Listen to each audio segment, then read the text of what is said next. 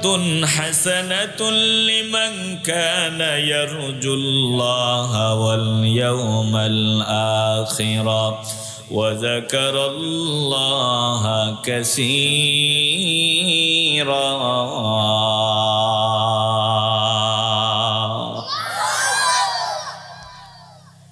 নিঃসন্দেহে আমি রাসূল সাল্লাল্লাহু আলাইহি ওয়াসাল্লামের মধ্যে সর্বোত্তম আদর্শ রেখে দিয়েছি তাদের জন্য।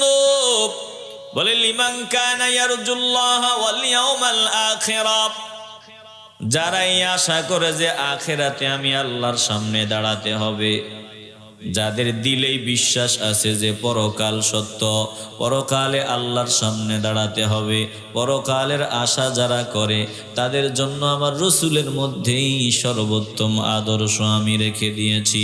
ওয়া যাকারাল্লাহা কাসীরা, যারা বেশি বেশি আমি মাওলাকে স্মরণ করতে চায়, আমাকে বেশি বেশি স্মরণ করে, এই বান্দাদের জন্য আমার রসুলের মধ্যেই রয়েছে সর্বোত্তম আদর্শ। চিল্লায় সুবহানাল্লাহ।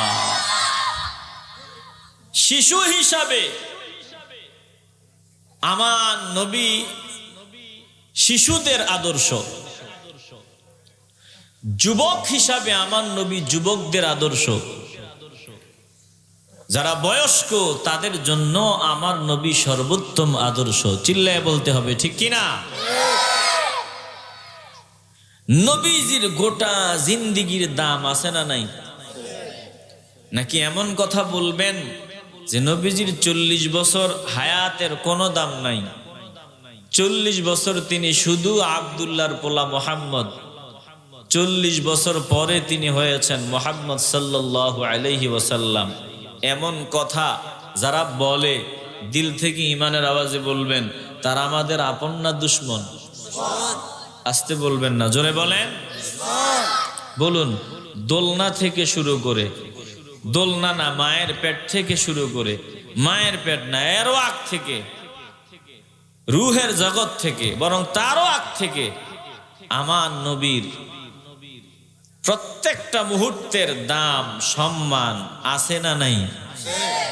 নবীজির মায়ের পেটে থাকা অবস্থায় ওই সময়েরও দাম আছে না নাই? এটা সবার কাছে না, তাদের কাছেই দাম যাদের দিলে নবীজির ভালোবাসা মহব্বত আছে। কথা কন না কেন? যাদের দিলে নবীর মহব্বত নাই তারা বলবে নবীজি মায়ের পেটে থাকার জীবনের এই বয়ানে আমগো কোনো উপকারিতা নাই। চিল্লে বলবেন না নাউজুবিল্লাহ। একটু দিল দিয়ে অনুধাবন করেন। নবীজির আম্মা জান আমিনা রাদিয়াল্লাহু তাআলা আনহা বলেন, দুনিয়ার মানুষ শুনিয়া লও, আমার কলিজার টুকরা সন্তান আমার পেটে যখন আসলো, আল্লাহ যখন আমার পেটে এই নূর স্থানান্তরিত করে দিল, আমিনা রাদিয়াল্লাহু তাআলা আনহা ডাক দিয়া বলে, দুনিয়ার মানুষ শোনো, আমার একটা সেকেন্ডের জন্য এমন মনে হয় নাই যে আমি সন্তান সম্ভবা, আমার কষ্ট হয় নাই। অন্যান্য মহিলারা সন্তান সম্ভবা হইলে যেমন হয়, আমার তেমন কোনো কিছুই হয় নাই। পেটে যে সন্তান আছে এমনটাও আমার অনুভব হয় নাই। চিল্লায় এখন সুবহানাল্লাহ। বলে রাহমাতুল লিল আলামিন যখন জমিনে আসবেন, সিরাত ইবনে হিশামে লেখে আমিনা রাদিয়াল্লাহু তাআলা আনহা বলেন, দুনিয়ার মানুষ শোনো,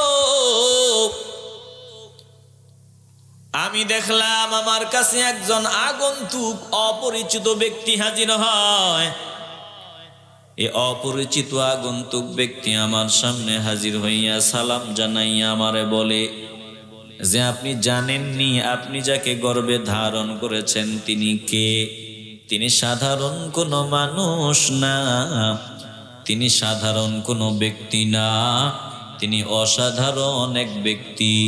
অচিরেই তিনি মানব জাতির মহানায়ক হিসাবে আবির্ভূত হবেন। তিনার নাম কি রাখবেন আল্লাহ সেটাও জানায় দিছেন। শোনেন, তিনি যখন জমিনে আসবেন তিনার নাম রেখে দিবেন মুহাম্মদ সাল্লাল্লাহু আলাইহি ওয়াসাল্লাম। আর তিনি যখন জমিনে আসবেন তখন বলবেন, সকল হিংসুকের অনিষ্ট হতে এই শিশুকে এক আল্লাহর আশ্রয়ে সমর্পণ করেছি।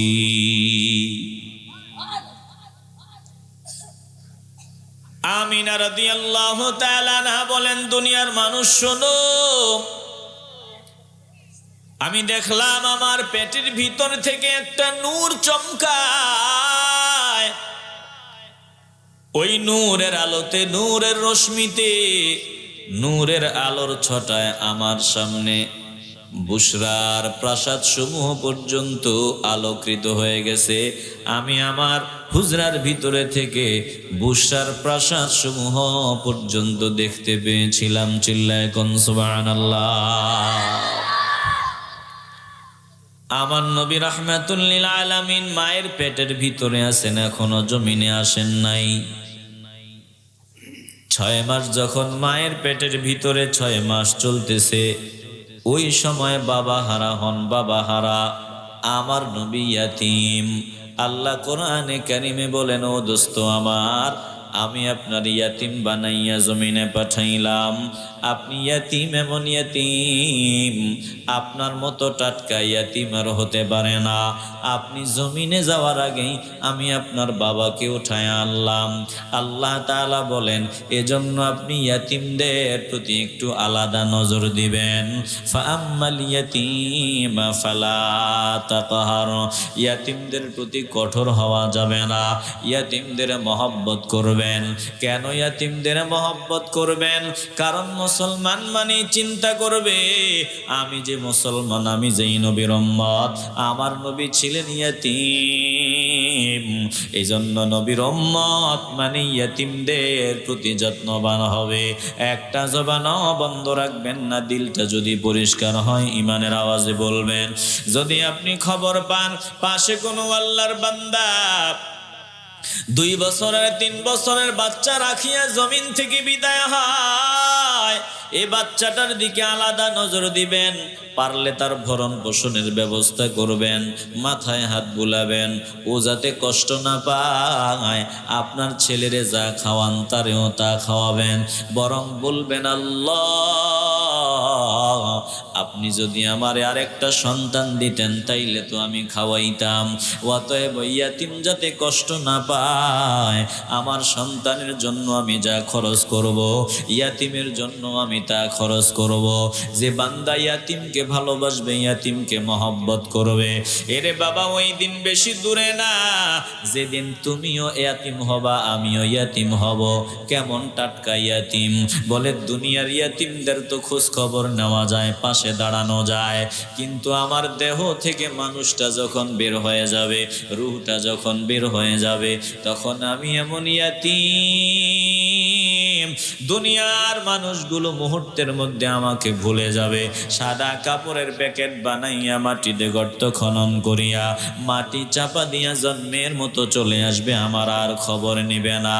তাইলে কবরওয়ালা যারা ইয়াতীম, কবরের মতো ইয়াতীম, কবরের জিন্দেগির মতো কবরে যে ইয়াতীম বান্দা আছে, তার মতো ইয়াতীম আর এই জগতে কেউ হতে পারে না। চিল্লা এখন ঠিক কিনা? এই যে মা চলে গেল, বাবা চলে গেল, খবর আর পাইলাম না, খবর নিতেও পারলাম না। আমার মা, আমার বাবা কবরে কেমন আছে আমি জানি না। বাবা কবরে ইয়াতীম অবস্থায় পড়ে আছে, মা পড়ে আছে, খবর নিতে পারি না। এরে মুসলমান, দুনিয়ার ইয়াতীমের মাথায় হাত বোলানো যায়, কিন্তু কবরের ইয়াতীমদের মাথায় হাত বোলানো যায় না। আজকে বয়ান শুনাইতেছি আমার নবী রাহমাতুল লিল আলামিন মায়ের পেটে থাকা অবস্থায় বাবা হারা হন। এখন নবীর উম্মত যদি চিন্তা করে আমি ওই ইয়াতিম নবীর উম্মত, নবীর মহব্বতে যদি ইয়াতিমদের দায়িত্ব নিতে পারেন, ইয়াতিমদের দেখাশোনা করতে পারেন, যেদিন আপনি চূড়ান্ত ইয়াতিম হয়ে যাবেন, মানুষ কবরে মাটি চাপা দিয়া চলে আসবে, ওই দিন আপনি নজর দিয়া দেখবেন রাহমাতুল লিল আলামিন আপনাকে সান্ত্বনা দেওয়ার জন্য আপনার কবরে হাজির হয়ে গেছে।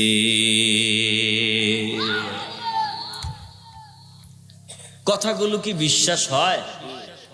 আসতে বলতেছেন কথা। আপনি দুনিয়াতে ইয়াতিমদের পাশে থাকবেন,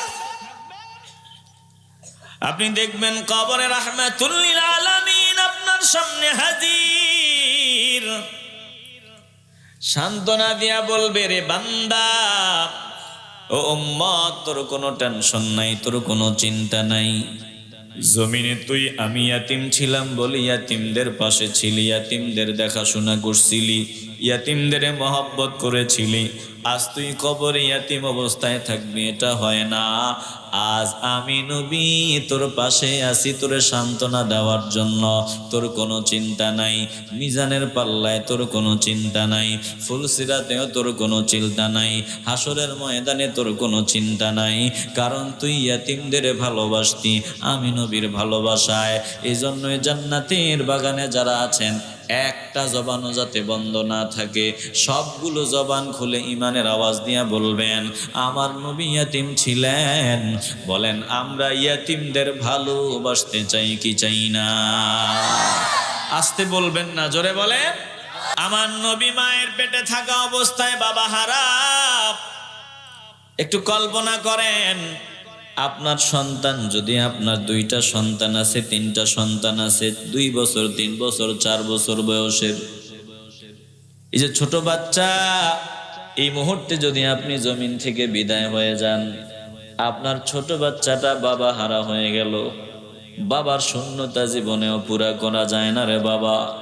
এই যে ছেলেটা কত মানুষের চেহারার দিকে তাকায়, কত মানুষ ভালো খাবার খায়, ওর মন চায় একটু ভালো খাবার খাইতে। আব্বু যদি থাকতো বলতো আব্বু আমার এটা কিনে দাও, ওটা কিনে দাও। তার বাবা নাই, সে বলার লোকটাও খুঁজে পায় না। এজন্য ইয়াতিমদের মনের কষ্ট দূর করার চেষ্টা করবা। যদি ইয়াতিমদের কষ্ট দূর করতে চাও, আমার নবীও তোমার কষ্ট দূর করে দিবে। জোরে কোন ঠিক কিনা? নবীজি জমিনে আসলেন, সংক্ষেপে আমি আলোচনা শোনাবো আপনাদের। রাহমাতুল লিল আলামিন জমিনে পদার্পণ করলেন। কখন বলে আব্রাহা বাদশাহ হস্তি বাহিনী নিয়ে কাবা অভিযানের ঘটনা যে বছর ঘটছিল, আব্রাহার বাদশাহ আল্লাহর ঘর উঠায় ফেলবে, ধ্বংস করে দিবে, এই ঘটনাটা যেই বছর ঘটছিল, ওই বছর রবিউল আউয়াল মাসের ১২ রজনী অতিক্রান্ত হওয়ার শুভ মুহূর্তে আমার নবী রাহমাতুল লিল আলামিন জমিনে আসছি। সুবহানাল্লাহ। ভোরে ফজরের মুহূর্তে নবী জমিনে আসছে। নবীজি যখন জমিনে এসেছেন, হাসান বিন সাবিত রাদিয়াল্লাহু তাআলা আনহু তিনি বলেন আমার বয়স ছিল তখন 7-8 বছর। কয় বছর? আসতে বলবেন না, জোরে বলেন। কয় বছর? 7 অথবা 8 বছর আমার বয়স। 7-8 বছরের যে বাচ্চাটা মোটামুটি সে দুনিয়াদারি কিছু বুঝে, কথা কয় না, মোটামুটি সে বুঝে। হাসান বিন সাবিত বলেন দুনিয়ার মানুষ শুনিয়া লাও, নবীজি যখন জমিনে আসছে তিনি যে নবী এটা আমি তখনই টের পাইছি যখন আমার বয়স 7 কিংবা 8 বছর, তখন আমি বুঝতে পারছি। বলে তুমি কেমনে বুঝতে পারলা?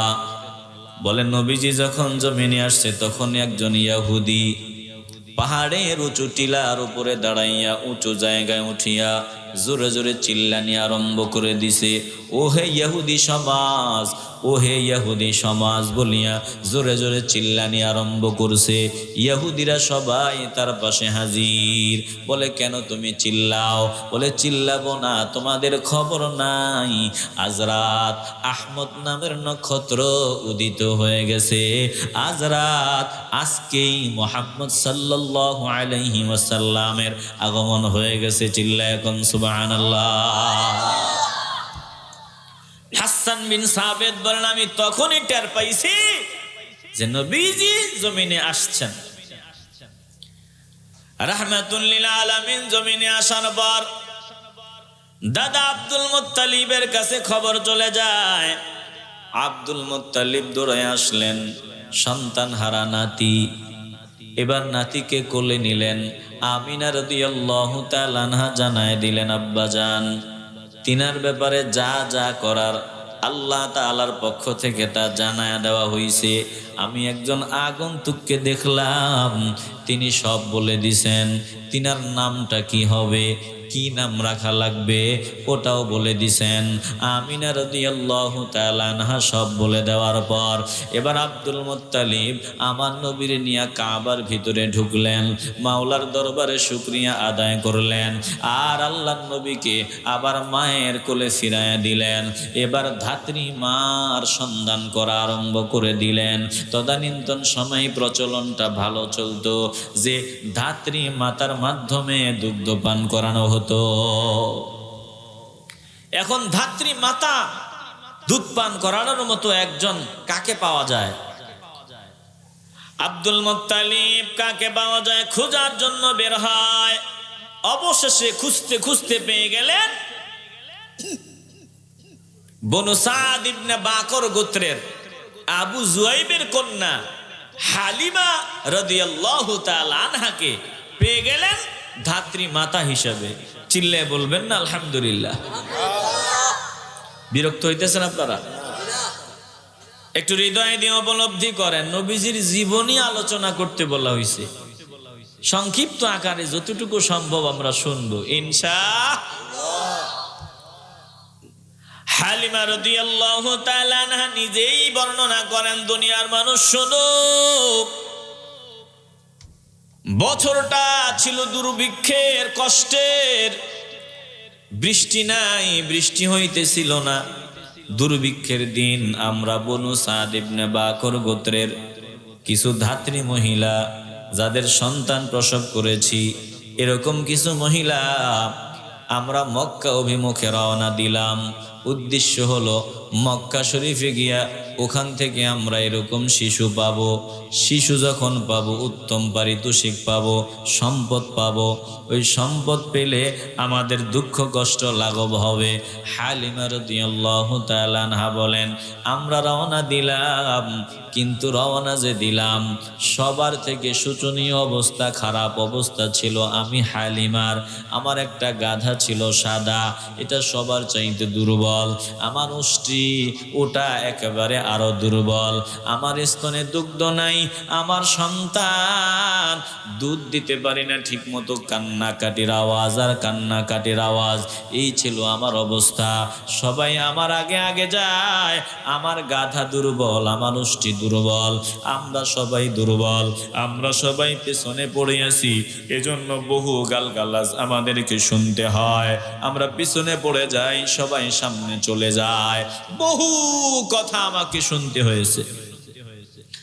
শেষ পর্যন্ত লম্বা সফরের পর আমরা মক্কায় এসে পৌঁছলাম। মক্কায় আসার পর ধাত্রী মহিলারা সবাই শিশুর সন্ধানে পাগল। সবাই ওই রকম শিশু তালাশ করে যে শিশুরের দুধ পান করাইলে লাভবান হওয়া যাবে, লাভবান হওয়া যাবে, সম্পদ পাওয়া যাবে।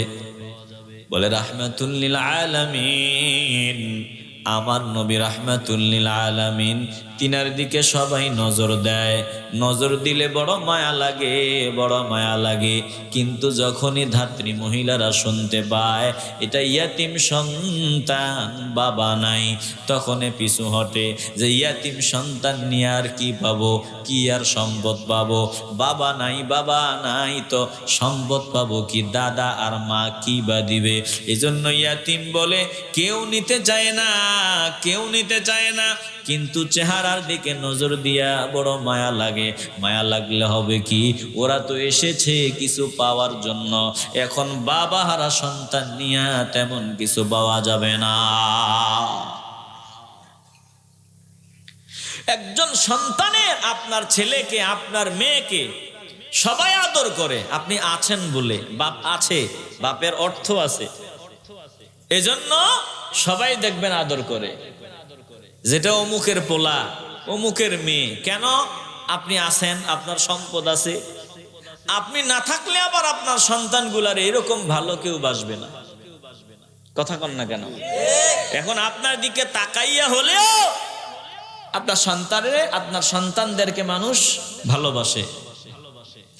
একটু হৃদয় দিয়ে উপলব্ধি করেন, আমার নবীর তো বাবা নাই, বাবা হারা। চেহারার দিকে তাকাইয়া মায়া লাগে, লাগবে না কেন? কারণ এই চেহারা মোবারক অন্যান্য সব চেহারা থেকে আলাদা। চিল্লায় এখন ঠিক কিনা? একটা জবানও বন্ধ রাখবেন না। বলেন, সৃষ্টির মধ্যে সব থেকে সুন্দর করে আমার নবীকে বানিয়েছেন কে? আমার নবীর মতো এত সুন্দর আমার আল্লাহ আর কাউরে বানান নাই। চিল্লায় এখন সুবহানাল্লাহ। কত সুন্দর! আম্মা জান আয়েশা ডাক দিয়া বলেন, দুনিয়ার মানুষ শুনিয়া লাও, তোমাদের একটা সূর্য আছে দিনের বেলা উদিত হয়, আর আমার সূর্য, আমাদের সূর্য এশার নামাজের পর শুরু হয়। বলে কিভাবে? বলে যখন আমাদের হুজরায় আসে তখন আমরা আলো ছাড়া, কোন রকম লাইট ছাড়া, বাতি ছাড়া আমার নবীর চেহারা মুবারকের আলোতে আমরা সব কাজ সমাধা করতে পারতাম। এমনকি বুঝাবার জন্য তিনি বলেন, ওই যে ছোট সুই দিয়া সেলাইয়ের কাজ করতাম, এই সুইয়ের ছিদ্রটা পর্যন্ত আমরা দেখতে পেতাম। সুই হারায়া গেলে খুঁজে পেতাম। আল্লাহ নবীর চেহারা মুবারকের আলো দিয়া ওনারা সেলাইয়ের কাজ পর্যন্ত রাতের অন্ধকারে করতে পারতেন। এবার চিন্তা করেন আমার নবীর চেহারা মুবারক কত সুন্দর। একটা জবানও বন্ধ রাখা যাবে না। দিল যদি পরিষ্কার হয়, ইমানের আওয়াজ দিয়া বলবেন। দিলে ভেজাল থাকলে কোনো আওয়াজ দিবেন না। দিল পরিষ্কার হলে ইমানের আওয়াজ দিয়া বলবেন, আমরা নবীজির দিদার পেতে চাই কি চাই না? আস্তে বলবেন না, জোরে বলেন।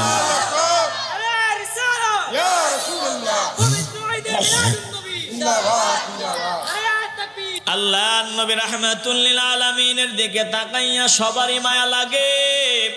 কিন্তু মায়া লাগলে হবে কি, বাবা নাই, ইয়াতিম, সম্পদ বেশি পাওয়া যাবে না, এজন্য কেউ নিতে চায় না। আর অপর দিকে হালিমা ডাক দিয়া বলেন, দুনিয়ার মানুষ শুনিয়া লও, আমি হালিমা, আমি বড় দুর্বল। এ কাফিলার মধ্যে আমি সব থেকে দুর্বল। আমার নিজের স্তনের মধ্যে দুগ্ধ নাই। নিজের সন্তান কান্না করে তারে তৃপ্তি ভরে দুধ খাওয়াইতে পারি না। খাবার নাই, দুধ পাবো কোত্থেকে? চিন্তা করলাম, দুধের সন্তান পাইলে আমরা পারিতোষিক যদি পাই তাহলে টাকা পাবো, সম্পদ পাবো, খাবার খাবো, দুগ্ধ জমা হবে, সন্তান খাবে। সবাই সন্তানের মিল হয়, সবাই সন্তান পেয়ে যায়। কিন্তু আমি দুর্বল বলে আমারে কেউ দিতে চাইলো না, কেউ সন্তান দিতে চাইলো না। এখন আমি চিন্তা করলাম, আসলাম এত কষ্ট করে, খালি যাব এটা তো ভালো দেখায় না। আমি আমার স্বামীর সাথে পরামর্শে বসলাম কি করা যায়। একদিকে কেউ আমারে সন্তান দিতে চায় না, আরেকদিকে এই দুধের সন্তান ইয়াতিম বলে কেউ নিতে চায় না। ও প্রাণের স্বামী গো, তুমি যাই বলো, আমি খালি যাব না, আমি এই ইয়াতিম বালক ইয়াতিম সন্তানটাকে নিয়ে যাব, তুমি কি বলো? স্বামী ডাক দিয়া বলে, হা, তোমার যা ভালো মনে হয় তুমি সেটাই করতে পারো। এবার হালিমা ডাক দিয়া বলে, দুনিয়ার মানুষ শুনিয়া লাও। হালিমা রাদিয়াল্লাহু তাআলা আনহা বলেন, আমি একমাত্র অন্য কেউ সন্তান দেয় নাই, অন্য কেউ দিতে রাজি হয় নাই, আমি খালি হাতে যেতে মন ভালো লাগে নাই, বিধায় আমি আল্লাহর নবীকে কোলের ভিতরে উঠায় নিলাম, আমি নবীকে নেওয়ার সিদ্ধান্ত নিয়ে নিলাম। যেই মাত্র আল্লাহর নবীরে কোলে তুলে নিলাম, কোলে তুলে নিতে দেরি হয়, আমার দেহের ভিতরে অন্যরকম এক শক্তি সঞ্চয় হতে দেরি হয় না। আমি বুঝতে পারছি যে আমি কিছু একটা কোলে নিয়েছি। এবার সন্তান কোলে নেওয়ার পর নিতে দেরি হয়, আমার যেই দুগ্ধগুলো শুকায় ছিল এগুলোর মধ্যে দুগ্ধ জমা হতে দেরি হয় না। আমার নিজের যে সন্তান ছিল তাকে তৃপ্তি মতো পান করালাম, আর আল্লাহর নবী রাহমাতুল লিল আলামিনকেও আমি তৃপ্তি মতো দুগ্ধ পান করাইলাম। এবার স্বামীর কাছে যাওয়ার পর স্বামী নজর দিয়া দেখলো যে আমার অবস্থায় পরিবর্তন। স্বামী ওষ্ঠীর কাছে গেল, দেখে যে ওষ্ঠীর ফালানে কোনো দুধ ছিল না। নজর দিয়া দেখে ওষ্ঠীর ফালানের মধ্যে দুধ মনে হয় ফেটে বের হবে। এবার ইচ্ছা মতো দুগ্ধ দহন করলেন, আমার স্বামীও ইচ্ছা মতো পান করলো, আমরাও পান করলাম। এবার আমাদের গাধার কাছে যাইয়া দেখলাম যেই গাধা শক্তির কারণে দাঁড়াইতেও পারতো না, ওটা এখন লাফালাফি করতেছে। আমার স্বামী ডাক দিয়া বলে, হালিমা গো, তুমি এক বরকতময় শিশুর সন্তান পাইছো, আল্লাহর কসম এটা বড় বরকতময়। চিল্লায় এখন সুবহানাল্লাহ। এই একটা রাত হালিমাতুস সাদিয়া বলেন, এ রাতটা এত শান্তিতে কাটাইছি, অন্যান্য রাত আমার নিজের যে সন্তান ছিল তার কান্নার আওয়াজে ঘুমাইতে পারতাম না। এই রাতটা এত শান্তিতে কাটাইছি, এত শান্তিতে অন্য কোনো রাত ঘুমাইতে পারি নাই। এবার আমরা রওনা দিলাম, আমরা বনু সাদ ইবনে বাকর গোত্রের মহিলারা রওনা দিলাম, সবাই রওনা দিল, নিজেদের মাতৃভূমিতে ফিরে যাবে। আসার সময় আমি সবার পেছনে, যাওয়ার সময় আমার গাধা সবার আগে। আমগো সাথে কেউ কুলায় না, সবাই আমগো অনেক পিছনে পড়ে যায়। ডাক দিয়া বলে, হালিমা গো, কিছুই বুঝলাম না, ব্যাপার তো কিছুই মাথায় ঢুকে না।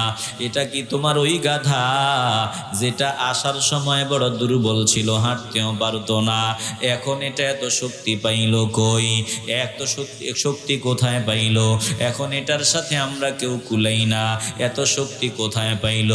এ মুসলমান ইমানদার, সব শক্তির মূল শক্তি আল্লাহ যাকে পাওয়ার দিছেন, ক্ষমতা দিছেন, ওই রাহমাতুল লিল আলামিনের ছোঁয়া লাগার কারণে গাধার ভিতরে শক্তি চলে আসছে। চিল্লায় এখন সুবহানাল্লাহ। আমার নবীরে আল্লাহ যা শক্তি পাওয়ার ক্ষমতা দিছেন, তাম দুনিয়ার সব শক্তি যদি একত্রিত করা হয়, সব ক্ষমতা পাওয়ার যদি একত্রিত করা হয়, আমার নবীর ধারে কাছেও কেউ যেতে পারবে? নবীরে কত পাওয়ার আল্লাহ দিছেন। এখন যদি নরেন্দ্র মোদি, বাংলাদেশের প্রধানমন্ত্রী শেখ হাসিনা, আমেরিকার জো বাইডেন, তুরস্কের এরদোগান, এ সারা দুনিয়ার সব নেতারা মিটিংয়ে বসে, মিটিংয়ে বৈশা যদি সিদ্ধান্ত নেয় যে চারটারে ভাগ করে ফেলামু, চারটারে টুকরা করে ফেলবো, পারবে? আসতে বলবেন না, জোরে বলেন, পারবে? কিন্তু আমার নবীরা তো কিচ্ছু লাগে না, নবী জমিনে দাঁড়াইয়া আসমানের চাঁদের দিকে ইশারা দিতে দেরি হয়, চাঁদ দ্বিখণ্ডিত হতে দেরি হয় না। আর আসতে বলেন সুবহানাল্লাহ। আমার নবীরে আল্লাহ তাআলা এই গুণ দিছেন, স্পেশাল গুণ দিছেন 6টা। নবীরে তো বহু গুণ আল্লাহ দিছেন, এর মধ্যে 6টা গুণ স্পেশাল। এই 6টার মধ্যে একটা হলো আল্লাহ নবীরে রবি দ্বারা সাহায্য করছেন, ভয় দ্বারা। ভয় দ্বারা কি ভয়? বলে বেঈমানরা নবীর দূরে দূরে বলতো পাইলে এই করমু ওই করমু ফাটায় আলামু একবারে সাইজ করমু, কিন্তু নবীর সামনে গেলে আসসালামু আলাইকুম সুবহানাল্লাহ বলবেন না? মানে বলতো যে এই করবো ওই করবো, কিন্তু সামনে গেলে সালাম। এই যে ভয়টা শত্রুদের দিলে, নবী সামনে দাঁড়াইছে তো শত্রুদের কম্পন শুরু। আবু জাহিল্লা বলে পাইলেই করবো ওই করবো ফাটায় আলামু, নবী যখন সামনে আসতো তখন স্যালুট দিত। সুবহানাল্লাহ বলবেন না? একজন ইয়াতিম আবু জাহিল ইয়াতিমের হক নষ্ট করে ইয়াতিমরে তাড়াইয়া দিছে।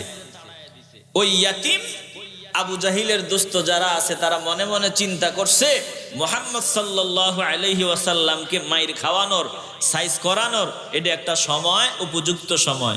ইয়াতিমকে তারা পরামর্শ দেয় যে তুমি মুহাম্মদ সাল্লাল্লাহু আলাইহি ওয়াসাল্লামের কাছে যাও, ও তোমার হক আদায় করে দিবে।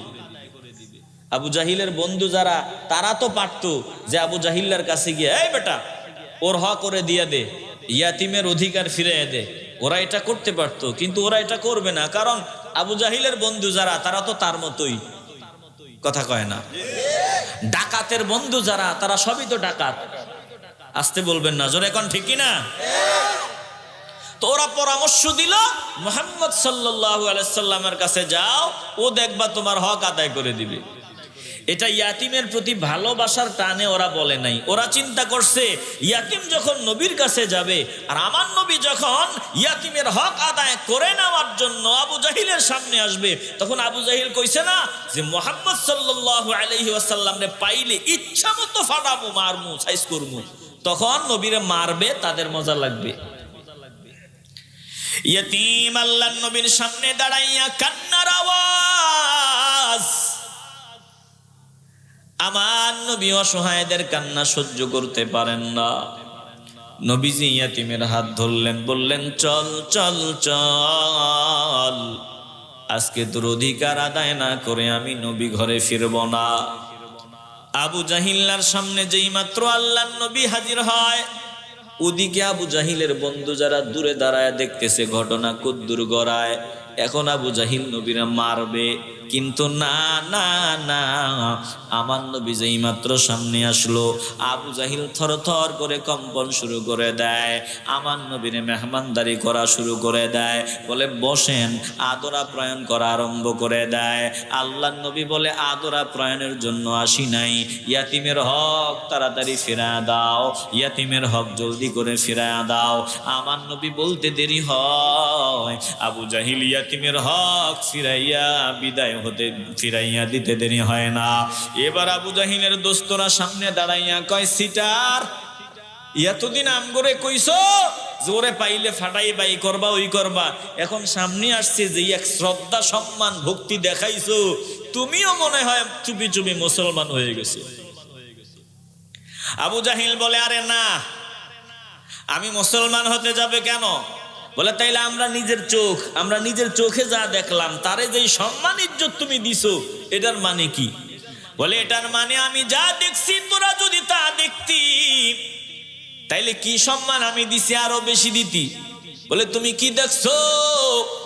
বলে আমি দেখছি দুই পাশে এমন দুই জিনিস দাঁড়ায় রইছে আর এমন অস্ত্র, ওটা টিপ মারবে আর আমার মতো আবু জাহিল্লা হাজার হাজার আবু জাহিল মুহূর্তের মধ্যে ধ্বংস হয়ে যাব। আমি এমন পাওয়ারফুল অস্ত্র দেখছি, কে বা কারা নিয়ে দাঁড়ায় আছে, এখন দিতে দেরি হলে আমি আর আবু জাহিল্লার অস্তিত্ব টিকতো না, এজন্য তাড়াতাড়ি দিয়ে দিছি। এ মুসলমান ইমানদার, বেঈমানরা বলতো ফাটামই কর্ম, কিন্তু যেই মাত্র নবী সামনে আসতো আমার নবীরে সালাম দিত, জোরে কোন সুবহানাল্লাহ। বর্তমানে ইসলামের দুশ্মন যারা আছে, একদল দুশ্মন আমগো দেশে আসেনি, আসতে বলবে না, জোরে বলেন আসেনি। ওরাও কয় যে আলেম করে রাখমু না, টুপিওয়ালা করে রাখমু না, এই করমু ওই করমু, টুপিওয়ালা গো বদনাম আর বদনাম।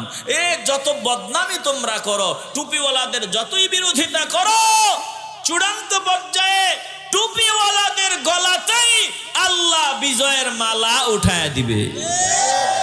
তোমরা শুধু হুমকি ধমকিতেই থাকবা, কিন্তু টুপিওয়ালা করে জমিন থেকে বিদায় করা সম্ভব না। টুপিওয়ালা দাড়িওয়ালা আল্লাহর প্রিয় বান্দাদের এই জমিন থেকে বিদায় করা সম্ভব না। চিল্লায় বলেন ঠিক কি না? একটু দিল দিয়ে অনুধাবন করেন, বুঝে থাকবে ইমানের আওয়াজ দিয়ে বলবেন, আমার নবীর শক্তি পাওয়ার ক্ষমতা দান করেছেন কে? আল্লাহ। গোটা সৃষ্টির সব শক্তি যদি একত্রিত করা হয়, আমার নবীর শক্তির ধারে কাছেও যাওয়া সম্ভব না। তো নবীজি যেই মাত্র আল্লাহ নবীর ছোঁয়া গাধায় লাগছে, ওই গাধা সবার আগে দৌড়ায়, সবার আগে দৌড়ায়।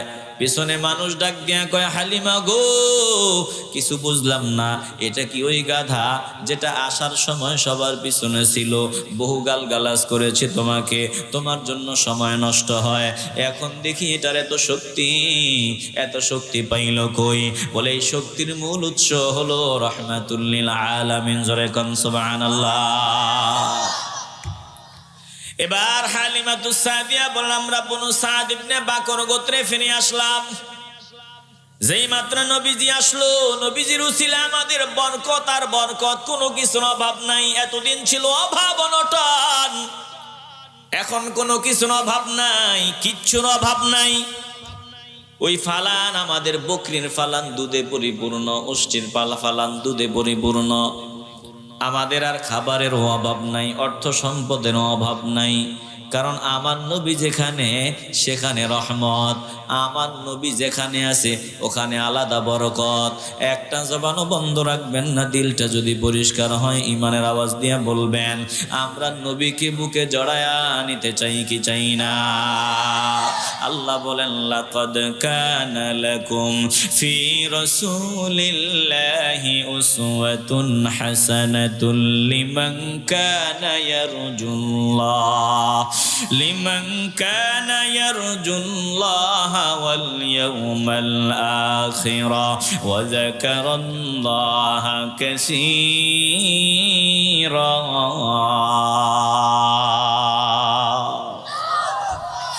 অবশ্যই আমি আল্লাহ আমার রাসূলের মধ্যে উত্তম আদর্শ নিহিত করে দিয়েছি তাদের জন্য যারা শেষ বিচারের দিনের সাক্ষাতের আশা করে, শেষ বিচারের প্রতি যাদের বিশ্বাস আছে, যারা এটা বিশ্বাস করে যে আমি আল্লাহর সামনে দাঁড়াতে হবে, পরকালে আমার সামনে হাজির হতে হবে, আর আমাকে অধিক পরিমাণে স্মরণ করে, এদের জন্য আমার রসুলের মধ্যেই রয়েছে সর্বোত্তম আদর্শ। ও মুসলমান ইমানদার, একটা জবানও বন্ধ রাখবেন না, দিল পরিষ্কার করে ইমানের আওয়াজ দিয়ে বলবেন, আমরা আল্লাহর নবীর আদর্শ নিজেদের জীবনে বাস্তবায়ন করতে চাই কি চাই না? আল্লাহর নবী রাহমাতুল লিল আলামিন যেখানে রহমত সেখানে বরকত, সেখানে নবী যেখানে ইজ্জত সম্মান মর্যাদা সেখানে। আজকে মুসলমানরা মুখে মুখে নবীর সম্মান গায়, কিন্তু দিলে নবীরে জায়গা দিতে পারে নাই। দিলে দিলে বেঈমানদের, দিলে জায়গা দিছে বেঈমান কাফেরদেরকে। এজন্য আজকে মুসলমানরা তামাম দুনিয়ায় নিষ্পেষিত, লাঞ্ছিত, নিপীড়িত হয়েও প্রতিপন্নিত। একটা জবানও বন্ধ রাখবেন না, বলেন আমরা নবীকে বুকে জড়ায়া নিতে চাই কি চাই না? হালিমাতুস সাদিয়া বলেন, দুনিয়ার মানুষ শোনো, নবীজি আসার পর অভাব অনটন নাই, আমরা সচ্ছল হয়ে গেলাম। কোন দিক দিয়ে জানি 2টা বছর কেটে গেল, টেরো পাইলাম না। 2 বছর পর্যন্ত স্তনের দুগ্ধ পান করানো, ফিআমাইন, এই 2টা বছর যখন অতিক্রম হয়ে গেল, এখন তো নিয়মতান্ত্রিক ভাবে আমরা এই সন্তানকে ফিরায় দিতে হবে। আমার স্বামীরও কান্না, আমারও কান্না, কারোই মন চায় না রাহমাতুল লিল আলামিনকে ফিরায় দিতে।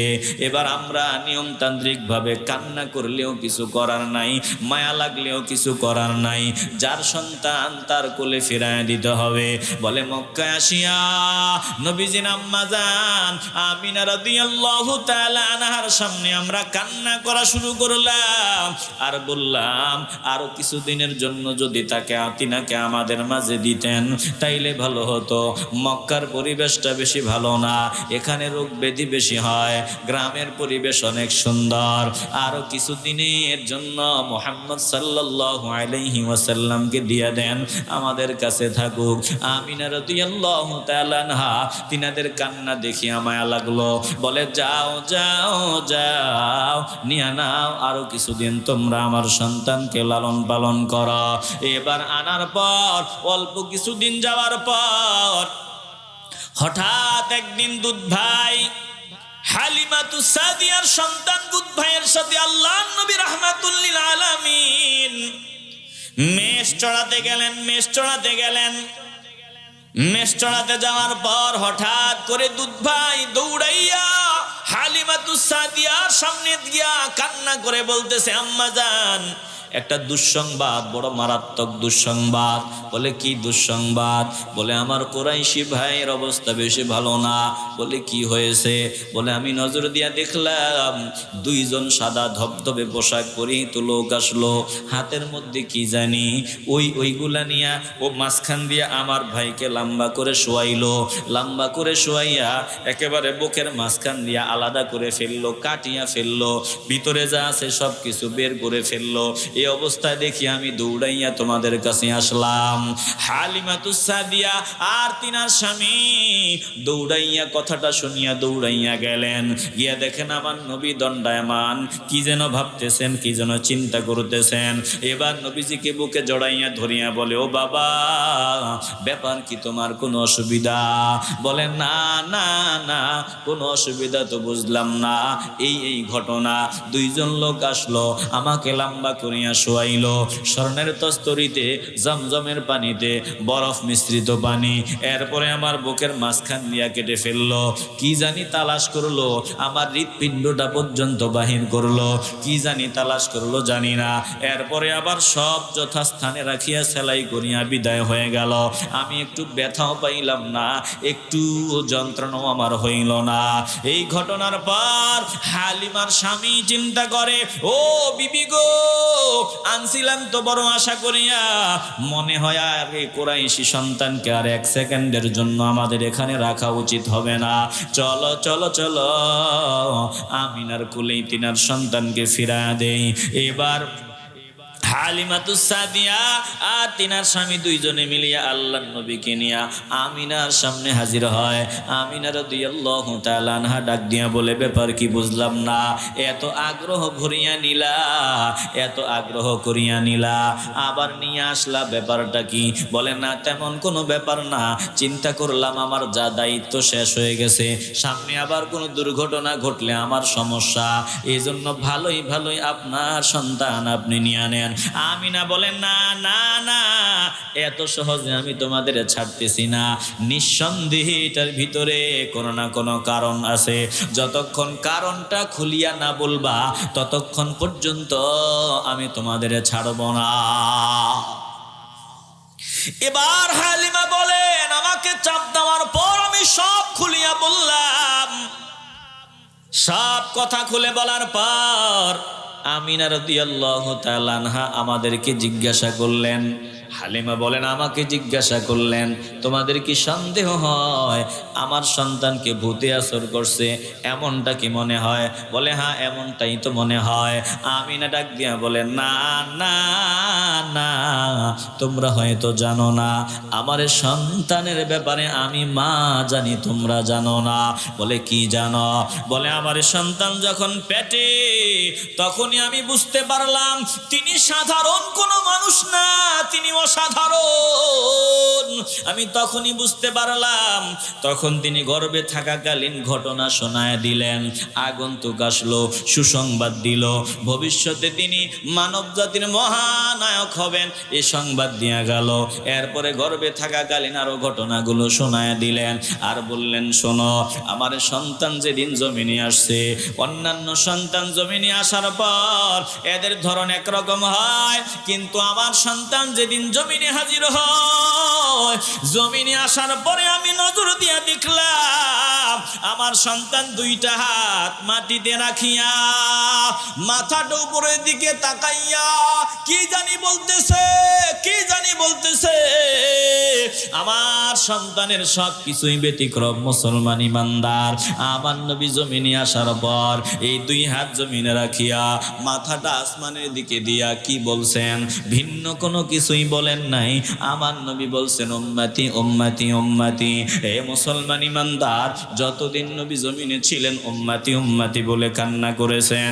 এখনো রওজা মুবারকে আমার নবী উম্মতি উম্মতি বলে কান্না করেন। রওজা মুবারক থেকে ওঠার পর আমার নবী উম্মতের জন্য ক্রন্দন করবেন। একটা জবানও বন্ধ রাখবেন না। যেই নবী এক সেকেন্ডের জন্য আমাদের ভুলেন না। বলেন আমরা ওই নবীর পাগল হতে চাই কি চাই না? মুসলমান ইমানদার, এই যে নবীর অপারেশন হলো, অপারেশন ছোটকালে একবার অপারেশন হলো। আমার আল্লাহ অপারেশন করলেন কেন? ভালো করে বুঝে নেন। আমার আল্লাহ বুঝাই দিলেন এই সাক্ষ্য সদরের মাধ্যমে যে আমার নবী অন্য কোন শিশুদের মতো শিশু না। শিশুরা নিজের অজান্তেই বহু বাজে কথা বলে ফেলে। আমার নবীর দ্বারা এমন কোনো কিছু যাতে না হয়, এ কুদরতের অপারেশনের মাধ্যমে এই ব্যবস্থা করে দিয়েছেন কে? আসতে বলবেন না, জোরে বলেন কে? নবীজিকে জিজ্ঞাসা করা হলো, ইয়া রাসূলুল্লাহ। সাহাবায়ে কেরাম এক সময় নবীরে জিজ্ঞাসা করলেন। আলোচনা অনেক লম্বা হবে, আমি আর সামনে যাব না, এখানে থামবো। নবীর জীবনী এটা বর্ণনা করে শেষ করা সম্ভব না রে বাবা। একটু ভালো করে খেয়াল করেন। আমার নবীর একদিন জিজ্ঞাসা করলেন, সাহাবারা বলল, ইয়া রাসূলুল্লাহ, আপনি নিজের সম্পর্কে একটু আমাদের কিছু বলেন। আল্লাহর নবী বললেন, শোনো গো, আমি তোমাদের নিজের সম্পর্কে কি বলবো? আমি পিতা ইব্রাহিমের দোয়ার ফসল, আর ভাই ঈসার সুসংবাদের পরিণতি। আমি যখন আমার মায়ের পেটের ভিতরে ছিলাম, আমার মা দেখলেন একটা নূর চমকায়, আর ওই নূরের আলোতে সিরিয়ার বুশরার প্রাসাদ সমূহ আমার মা আমার চোখে, মায়ের চোখের সামনে দেখতে পেলেন। আল্লাহর নবী বলেন, শোনা, আমি জমিনে আসার পর আমার দুধমা হালিমাতুস সাদিয়ার কাছে যখন আমি ছিলাম, আমার দুধ ভাইয়ের সাথে বাড়ির পেছনে যখন মেষ চড়াইতে গেছিলাম, তখন আমি নজর দিয়া দেখলাম দুইজন ফেরেশতা আসলো, আমাকে জমিনে শোয়াইলো। এরপরে কুদরতের অপারেশন হয়ে গেল। অপারেশন করার পর এবার ফেরেশতা একজন আরেকজনকে বলল যে মুহাম্মদ সাল্লাল্লাহু আলাইহি ওয়াসাল্লামকে তার উম্মতের 10 জনের সাথে ওজন করো, যে 10 জন বেশি দামি হয় নাকি তিনি ওজনে বেশি হয়, ইলমে, আমলে, গুণে, পাওয়ারে, ক্ষমতায়। বলে 10 জনের সাথে ওজন দেওয়া হয়। আল্লাহ নবী বলেন আমার ওজন বেশি হয়। এবার বলল 100 জনের সাথে ওজন দাও। 100 জনের সাথে ওজন দেওয়া হলো। ইলমে, আমলে, পাওয়ারে, ক্ষমতায়, মর্যাদায়, সম্মানে, ইজ্জতে, সব দিক থেকে আমার নবী বলেন ওজনে আমি বেশি হয়ে গেলাম। এরপরে ফেরেশতা বলল 1000 জনের সাথে ওজন দাও। 1000 জনের সাথে ওজন দেওয়া হলো। আমি সব থেকে বেশি হলাম। এবার এক ফেরেশতা আরেক ফেরেশতাকে কয় বাদ দাও, এইভাবে ওজন দিতে থাকবা। তার সমস্ত উম্মতের সবার সাথে যদি ওজন দাও, ওজনে মুহাম্মদ সাল্লাল্লাহু আলাইহি ওয়াসাল্লাম বেশি হবে। তামাম দুনিয়ার সব মানুষের সাথে যদি ওজন দাও, সব থেকে বেশি ভারী হবে রাহমাতুল লিল আলামিন। এ মুসলমান ইমানদার, আল্লাহর নবী নিজেই বলেন ইন্নামা আনা কাসিম ওয়াল্লাহু ইউতি। বলে ইলম, মর্যাদা, সম্মান, ইজ্জত যা আছে এগুলো দাতা হলেন আমার আল্লাহ, আর আমার মাধ্যম হয়ে বন্টন হয়। আমি নবী হলাম বন্টনকারী। তাহলে ইজ্জত, সম্মান, মর্যাদা যা আছে সব কিছুর দাতা আল্লাহ, বন্টনকারী রাহমাতুল লিল আলামিন। যিনি বন্টনকারী, একটা জবানও বন্ধ হবে না শেষ সময়। বলুন আমরা বন্টনকারীকে দিল থেকে মহব্বত করতে চাই কি চাই না? আরে মিয়া, বন্টনকারীর সাথে যদি মহব্বতের সম্পর্কটা ভালো হয় তাহলে একটু বেশি পাওয়া যায়। কথা কয় না? দাতা তো আল্লাহ, কিন্তু বন্টনকারীর সাথে যদি একটু মহব্বতের সম্পর্কটা মজবুত করা যায় তাইলে লাভবান হওয়া যায়। চিল্লাইয়া বলেন ঠিক কিনা? এজন্য একটা জবানও বন্ধ হবে না। শেষ সময়ে বলেন, আমরা নবীজির সাথে দিলের সম্পর্ক পাকাপোক্ত করতে চাই কি চাই না?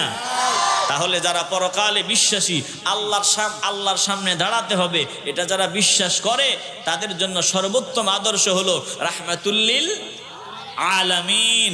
নবীজির সুন্নাতের অনুসরণ আমাদের করতে হবে, নবীর সুন্নাত অনুযায়ী আমাদেরকে চলতে হবে, তাইলে আমরা আশিক রাসূল হতে পারবো।